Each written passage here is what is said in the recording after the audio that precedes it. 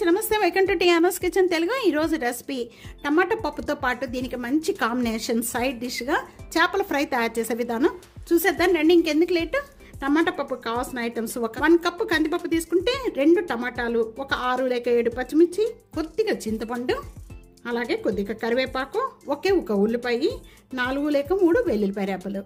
ముందుగా కందిపప్పు అనేది క్లీన్ చేసేసుకోండి. క్లీన్ చేసుకున్న కందిపప్పులో ఇక్కడ 2 టమాటాలు, 6 లేక 7 పచ్చిమిర్చి, చింతపండు, 1 ఉల్లిపాయ, కొద్దిగా కరివేపాకు, 3 వెల్లుల్లిపాయ రెబ్బలు, కొద్దిగా కరివేపాకు. ఇవన్నీ వేసిన వెంటనే మనం ఏ కప్పుతో అయితే మనం కందిపప్పు తీసుకున్నామో సేమ్ కప్పుతో 3 కప్స్ అనేది వాటర్ యాడ్ చేసేసుకోండి. కలిపేసి స్టవ్ మీద పెట్టేసేసుకొని 5 లేక 4 విజిల్స్ వచ్చే వరకు కూడా కుక్ చేసుకుంటే పప్పు బాగా మెత్తగా అయిపోతుంది. కూడా చేప ముక్కలన్నీ కూడా సాల్ట్ వాటర్తో బాగా క్లీన్ చేసి పెట్టుకున్నాయండి. ఇవన్నీ కూడా ఒక సైడ్ పెట్టేసుకోండి. ఇప్పుడు మసాలా తయారు చేసుకోవడానికి 1/2 టేబుల్ స్పూను జీరా వేస్తున్నాను. కావాలి మనకి ముక్కలు బట్టి మసాలాలు తయారు చేసుకోవాలండి. 1/2 టేబుల్ స్పూను ధనియా powder, 1/2 table spoon garam masala powder, 1 table spoon అల్లం వెల్లుల్లిపాయ పేస్ట్, ఒక 1/2 బద్ద నిమ్మకాయ పిండేసుకోండి. చిన్న పీసెస్ గా కట్ చేసిన కొత్తిమీర, 1/2 టేబుల్ స్పూను మిరియాల పౌడర్, 1/2 టేబుల్ స్పూను పసుపు, 1.5 table spoon red chilli powder, 2 table spoon corn flour, table spoon మైదా, 1 టేబుల్ స్పూను సాల్ట్, ఇక ఫుడ్ కలర్ రెడ్ కలర్ వేసుకోండి, చాలా బాగుంటుంది. ఈ మసాలాలన్నీ కూడా బాగా కలపండి. ఇవంతా మనం ఇవన్నీ కూడా మసాలాలన్నీ కూడా బాగా కలుపుకున్న వెంటనే కొద్దిగా వాటర్ యాడ్ చేసుకోవాలి. వేసుకున్నంతా కూడా ఇప్పుడు ఒక్కొక్క చేప ముక్కకి బాగా పట్టించేసేయండి.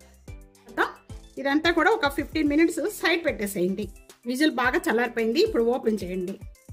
ఈ విధంగా బాగా ఉడికిపోయిన పప్పుని బాగా మెత్తగా మెదుపుకుందాం. ఈ విధంగా బాగా మెత్తగా మెదుపుకున్న పప్పులో 1/2 టేబుల్ స్పూన్ పసుపు వేసి, 1/2 టేబుల్ స్పూన్ కారం, 1/2 టేబుల్ సరిపడా సాల్ట్, 1 టేబుల్ స్పూన్ బాగా కలిపేసేసుకొని ఈ విధంగా బాగా మెత్తగా మెదుపుకున్న పప్పుని ఇప్పుడు తాలింపు పెట్టుకునే విధానం. పప్పు తాలింపు పెట్టుకోవడానికి ఇక్కడ ప్యాన్ లో 2 టేబుల్ స్పూన్ ఆయిల్ వేస్తున్నాను. పావు టేబుల్ స్పూన్ అన్ని కూడా జీరా, ఆవాలు, అలాగే మెంతులు, ఒక 6 లేక 7 వెల్లుల్లిపాయ రెబ్బలు, 2 ఎండుమిర్చి.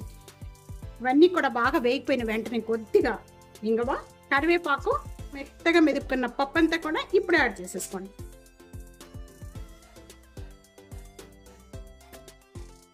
పల్చగా ఇష్టపడే వాళ్ళైతే కొద్ది వాటర్ యాడ్ చేసుకోండి. చిక్కగా కావాలి అనుకుంటే అదే విధంగా ఉంచేసుకోండి. నేను స్టవ్ బంద్ చేయలేదండి.